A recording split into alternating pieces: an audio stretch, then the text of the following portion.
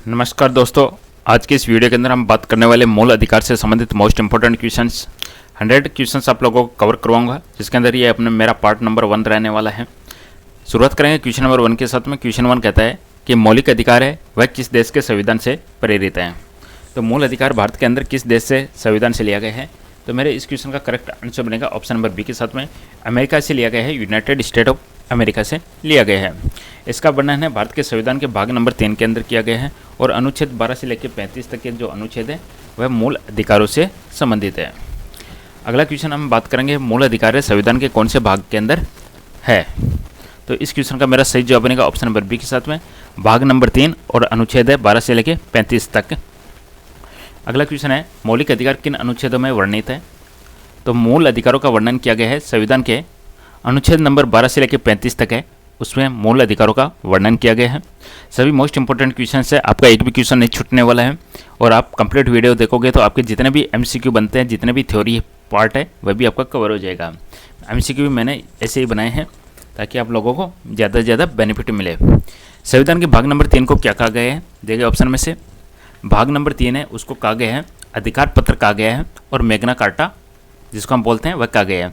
साथ साथ में आप लोगों के लिए देखो मैंने सभी क्वेश्चंस के ऑप्शंस है और कंप्लीट जो एमसीक्यू अपना बाइलिंगुअल रखा है जो बहुत ज़्यादा हेल्पफुल रहने वाला है। अगला क्वेश्चन है मूल संविधान के अंदर कितने मूल अधिकार थे। अब हम बात करेंगे मूल संविधान है जो अपना जो 1950 के अंदर बनकर तैयार हुआ था, उसके अंदर टोटल कितने मूल अधिकार रखे गए थे, ये अपना आज का क्वेश्चन है। तो यहाँ पे आपका करेक्ट आंसर बनेगा उस समय 7 मूल अधिकार रखे गए थे और उसके बाद में एक मूल अधिकार है उसको हटा दिया गया था और वर्तमान में जो मूल अधिकारों की संख्या है वह 6 है। वर्तमान में मूल अधिकार है 6 है। संपत्ति का अधिकार किस संशोधन के द्वारा हटाया गया? देखिएगा ये जो था इसको हटा दिया गया, संपत्ति का जो अधिकार था उसको हटा दिया गया था। तो आंसर बनेगा 44वां संविधान संशोधन अधिनियम है उसके माध्यम से हटा दिया गया था। 44 संविधान संशोधन अधिनियम के माध्यम से संपत्ति को अधिकार को हटा दिया गया था। अब आपको बताना है कि जो संपत्ति का अधिकार को आपने मूल अधिकार से हटा दिया गया तो अब उसको किस कैटेगरी के अंदर रखा गया है। वर्तमान में जो संपत्ति का अधिकार है वह क्या है? तो वर्तमान में संपत्ति का अधिकार वह एक प्रकार का कानूनी अधिकार है, तो इसलिए संपत्ति के अधिकार को अब हम मौलिक अधिकार नहीं कह सकते, वह एक प्रकार से आपका हो चुका है कानूनी अधिकार, जिसको हटाया गया 44वें संविधान संशोधन अधिनियम के माध्यम से। अगला क्वेश्चन है संपत्ति का अधिकार किस अनुच्छेद के अंतर्गत है। अब हम बात करेंगे अनुच्छेद की बात करेंगे तो संपत्ति का जो अधिकार है वह है article number 300A। Article number 300A option number C आपका करेक्ट आंसर बनेगा, इसके अंतर्गत रखा गया है। 300 का भी आप इसको बोल सकते हो, 300 का या 300A। संपत्ति का अधिकार अब किस अनुच्छेद के अंतर्गत है? 44वां संविधान संशोधन अधिनियम 1978 के द्वारा संपत्ति के अधिकार को मूल अधिकार की सूची से हटा दिया गया और संविधान के भाग नंबर 12 के अंदर ऐड कर दिया गया है। अब इसको भाग नंबर 12 और अनुच्छेद नंबर 300 के अंतर्गत कानूनी अधिकार के रूप में इसको रखा गया है। कराची अधिवेशन कब हुआ था? कराची अधिवेशन जिसकी अध्यक्षता सरदार वल्लभ भाई पटेल के द्वारा की गई थी। कांग्रेस ने घोषणा पत्र में मूल अधिकारों की मांग की थी। मूल अधिकारों का प्रारूप जवाहरलाल नेहरू ने बनाया था और कराची अधिवेशन होता सन 1931 में। कराची अधिवेशन के अध्यक्ष कौन थे? तो कराची अधिवेशन के अध्यक्ष की हम बात करेंगे तो अध्यक्ष थे सरदार वल्लभ भाई पटेल। तो इस क्वेश्चन का सही जवाब बनेगा ऑप्शन नंबर सी, सरदार वल्लभ भाई पटेल। और इसका जो मूल अधिकारों का जो प्रारूप है वह किसने बनाया था? जवाहरलाल नेहरू ने बनाया था। मूल अधिकारों का प्रारूप किसके द्वारा तैयार किया गया था? ड्राफ्ट ऑफ फंडामेंटल राइट्स किसके द्वारा तैयार किए गए थे? इस क्वेश्चन का सही जवाब बनेगा जवाहरलाल नेहरू के द्वारा तैयार किए गए थे। इसलिए कहता हूँ कंप्लीट वीडियो देखोगे आपका हर एमसीक्यू के माध्यम से आपका कंप्लीट थ्योरी पार्ट कवर हो जाएगा। अब हम देखिए अपने जो 6 मूल अधिकार है वर्तमान में, उसमें जो पहला अधिकार है जिसको हम समता या समानता का अधिकार भी बोलते हैं, तो अपने को बताना कि समता का या समानता का जो अधिकार है राइट टू इक्वलिटी है वह आपको बताना कौन से अनुच्छेदों में कवर किया गया है। तो यहाँ पे आपका करेक्ट आंसर बनेगा ऑप्शन नंबर बी के साथ में, अनुच्छेद 14 से 18 के अंदर कवर किया गया है। अनुच्छेद 14 है वह विधि के समक्ष समानता को बताता है। अनुच्छेद 15 है वह धर्म, नस्ल, जाति, लिंग या जन्म स्थान के आधार पर भेदभाव का निषेध करता है। अनुच्छेद 16 का है लोक नियोजन के विषय में अवसर की समानता देता है। और आगे बात करेंगे अनुच्छेद 16, 17, 18 हो गए। अनुच्छेद 17 है वह अस्पृश्यता या जो छुआछूत है उसका अंत करता है और अनुच्छेद 18 वह उपाधियों का अंत करता है। अनुच्छेद 14 का क्या प्रदान करता है? तो देखिएगा सभी क्वेश्चन आप लोगों के सामने दोबारा आ चुके हैं। अनुच्छेद 14 प्रदान करता है विधि के समक्ष समानता, इक्वलिटी बिफोर लॉ, विधि के समक्ष समानता प्रस्तुत करता है। इसका मतलब है कि राज्य सभी व्यक्तियों के लिए एक समान कानून बनाएगा, उन पर एक समान लागू होगा। और ये कहाँ से लिया गया? ये ब्रिटेन के संविधान से लिया गया है। अनुच्छेद 15 का संबंध किससे है? Question number 14। अनुच्छेद 15 का संबंध है, आंसर बनेगा ऑप्शन नंबर बी के साथ में, भेदभाव का निषेध से संबंधित है। इसका मतलब है धर्म, नस्ल, जाति, लिंग या जन्म स्थान के आधार पर भेदभाव का निषेध किया जाएगा। नेक्स्ट क्वेश्चन नंबर 16, अनुच्छेद 16 किससे संबंधित है? तो अनुच्छेद 16 है, इसके अंदर लोक नियोजन के विषय में अवसर की समानता रखी गई है। तो यहाँ पे आपका करेक्ट आंसर बनेगा रोजगार में समान अवसर। तो रोजगार का समान अवसर। चलिए अगला क्वेश्चन आपका है, अनुच्छेद 17 क्या है? छुआछूत का अंत यानी अस्पृश्यता का अंत, abolition of untouchability, very very important exam में जो पूछा जाता है, अस्पृश्यता या एबोलिशन ऑफ अनटचेबिलिटी। वीडियो पसंद आता है दोस्तों लाइक जरूर कीजिएगा, चैनल को सब्सक्राइब कीजिएगा, घंटे के निशान को दबा लीजिएगा। अनुच्छेद 18 किससे संबंधित है? तो अनुच्छेद 18 का मतलब है उपाधियों का अंत। सेना या विद्या संबंधी सम्मान के सिवाय अन्य कोई भी उपाधि राज्य द्वारा प्रदान नहीं की जाएगी। भारत का कोई भी नागरिक किसी अन्य देश से बिना राष्ट्रपति की आज्ञा के कोई उपाधि स्वीकार नहीं कर सकता। तो यहाँ पे अबोलिशन ऑफ टाइटल्स, उपाधियों का अंत, आर्टिकल नंबर 18। अगला क्वेश्चन है, अनुच्छेद 19 में कितनी स्वतंत्रताएं दी गई है? अब हम बात करेंगे दूसरे प्रकार का जो अपना मौलिक अधिकार है, जिसको हम स्वतंत्रता का अधिकार बोलते हैं। और स्वतंत्रता का अधिकार है अनुच्छेद 19 से लेकर 22 तक है। तो अनुच्छेद 19 की हम बात करेंगे तो अनुच्छेद जो 19 है उसमें टोटल 6 प्रकार की स्वतंत्रताएं दी गई है। जैसे कि बोलने की स्वतंत्रता हुई, शांतिपूर्वक बिना हथियारों के एकत्रित होने की स्वतंत्रता हुई, संघ बनाने की स्वतंत्रता हुई। इस प्रकार से टोटल 6 प्रकार की स्वतंत्रता अनुच्छेद 19 में दी गई है। निम्न में से कौन सी स्वतंत्रता अनुच्छेद 19 के अंतर्गत आती है? देखिए ऑप्शन में से अनुच्छेद 19 अंडर में आती है बोलने की स्वतंत्रता, freedom of speech and expression, बोलने की स्वतंत्रता 19(1)(a) के अंदर आती है। प्रेस की स्वतंत्रता किस अनुच्छेद के अंतर्गत आती है? प्रेस की स्वतंत्रता की हम बात करेंगे यहाँ पे। तो यहाँ पे आंसर बनेगा 19 के अंदर आती है। क्वेश्चन नेक्स्ट है, आर्टिकल 20 किससे संबंधित है? आर्टिकल 20 की बात करेंगे हम। जैसे कि 19, 20, 21, 22 इनका संबंध है स्वतंत्रता का अधिकार, मूल अधिकार है।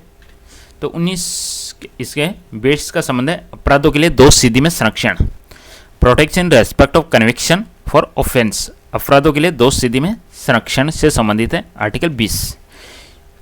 अगला क्वेश्चन आपका, अनुच्छेद 20 के अनुसार एक अपराध के लिए कितने बार दंड दिया जा सकता है? एक अपराध के लिए ओनली एक बार ही दंड दिया जा सकता है। तो इस क्वेश्चन का आंसर बनेगा ऑप्शन नंबर ए के साथ में, ओनली वंस, एक बार।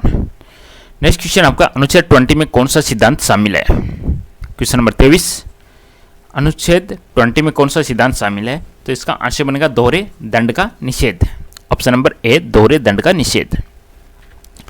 अनुच्छेद 21 है वह किससे संबंधित है? अनुच्छेद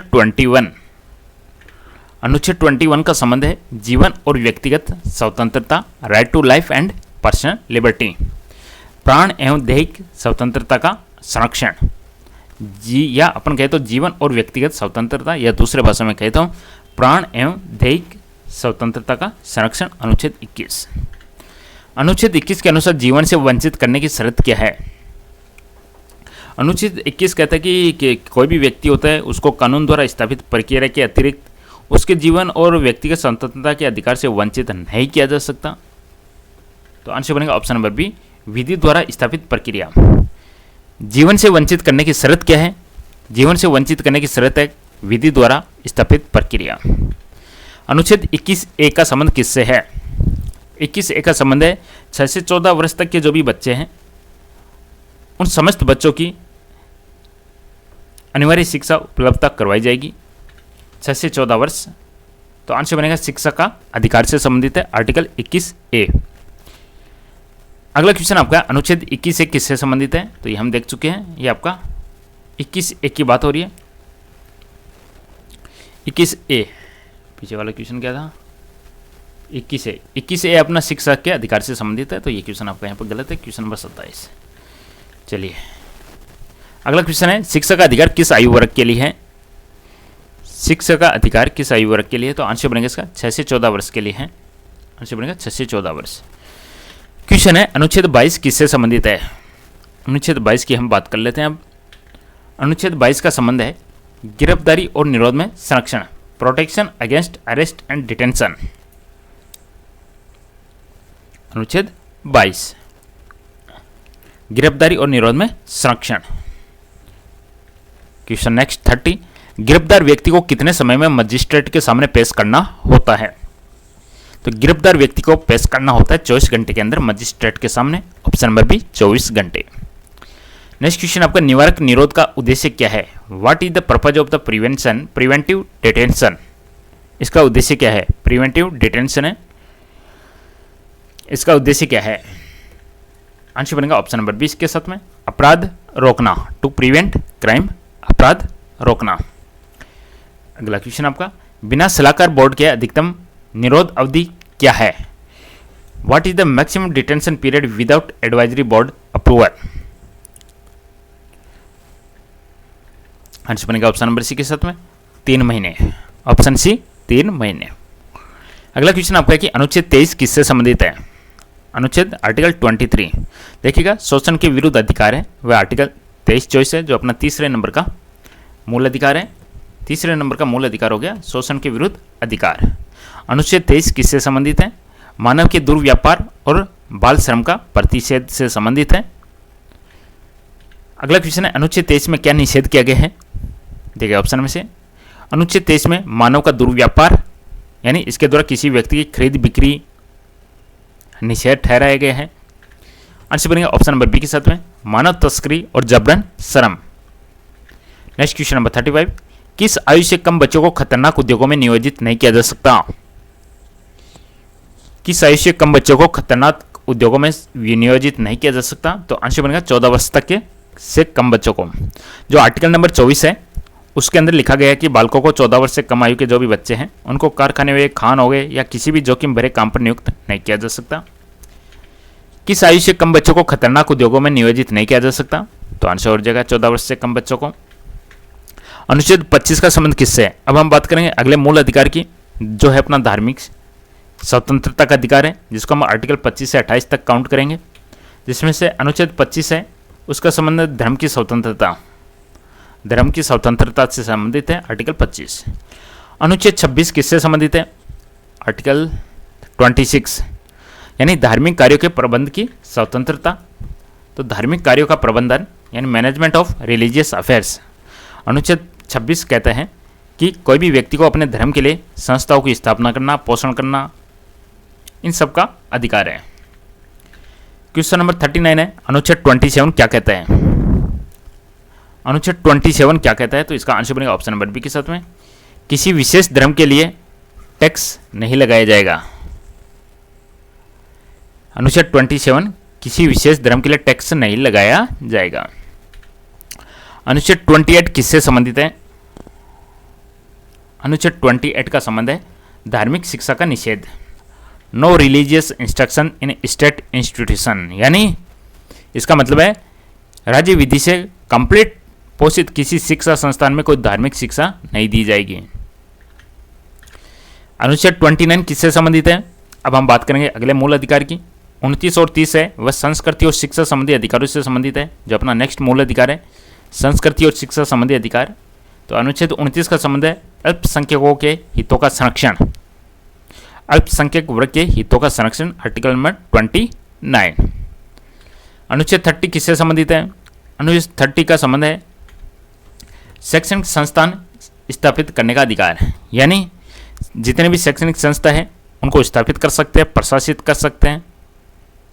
अल्पसंख्यक वर्गों का अधिकार है, कोई भी अल्पसंख्यक वर्ग है अपनी पसंद की शैक्षणिक संस्था चला सकता है और सरकार उसे अनुदान करने में किसी भी तरह का भेदभाव नहीं करेगी आर्टिकल 30। अनुच्छेद 32 का संबंध किससे है। अब हम बढ़ेंगे अगले मूल अधिकार की तरफ जिसको हम कहेंगे संवैधानिक उपचारों का अधिकार। संवैधानिक उपचारों का अधिकार अपने आर्टिकल 32 से आगे 35 है। तो इस क्वेश्चन का आंसर बनेगा आपका ऑप्शन नंबर बी के साथ में संवैधानिक उपचारों का अधिकार है आर्टिकल 32 संवैधानिक उपचारों का अधिकार। कुल कितने प्रकार के रिट होते हैं। अब हम बात करेंगे अगले रिट की बात करेंगे। टोटल रिट कितने प्रकार की होती है। तो आंसर बनेगा इसका टोटल 5 प्रकार की रिट होती है। रिट 5 प्रकार की होती है। रिट को हम हिंदी में बोलते हैं समादेश। समादेश, 5 प्रकार के समादेश होते हैं, जैसे कि बंदी प्रत्यक्षीकरण, प्रमादेश, प्रतिषेध, उत्प्रेषण, अधिकार, प्रेक्षा। देखिएगा, अब हम बात करेंगे हेबियस कॉर्पस का मतलब क्या है। हेबियस कॉर्पस यानी जो पहली अपनी जो रिट है, जिसको हम कहते हैं बंदी प्रत्यक्षीकरण, इसका मतलब है बंदी प्रस्तुत करो। बंदी प्रत्यक्षीकरण ये एक लैटिन भाषा से लिया गया है, जिसका मतलब होता है आपके पास शरीर है, वह उस व्यक्ति की प्रार्थना पर जारी किया जाता है जो यह समझता है कि उसे अवैध रूप से बंदी बनाया गया है। अगला क्वेश्चन है, मैंडमस का मतलब क्या है। ये अपने दूसरे प्रकार की रीट है मैंडमस, जिसको हम कहते हैं प्रमादेश। तो आंश बनेगा कर्तव्य पालन करने का आदेश। ये दूसरे प्रकार की रीट है। इसका शाब्दिक मतलब है हम आदेश देते हैं। मैंडमस इंग्लिश शब्द है और इसका मतलब होता है हम आदेश देते हैं, और हिंदी में हम इसको बोलेंगे प्रमादेश। ये अपने दूसरे प्रकार की रीट हो गई। अगला क्वेश्चन आपका कि प्रोहिबिशन क्या है। ये अपनी तीसरी प्रकार की रीट हो गई प्रोहिबिशन, जिसको हिंदी में हम बोलेंगे प्रतिषेध। प्रतिषेध एक प्रकार की रीट हो गई। इसका मतलब है रोकना। आंसर बनेगा ऑप्शन नंबर 1 के साथ में निचली अदालत को रोकने का आदेश।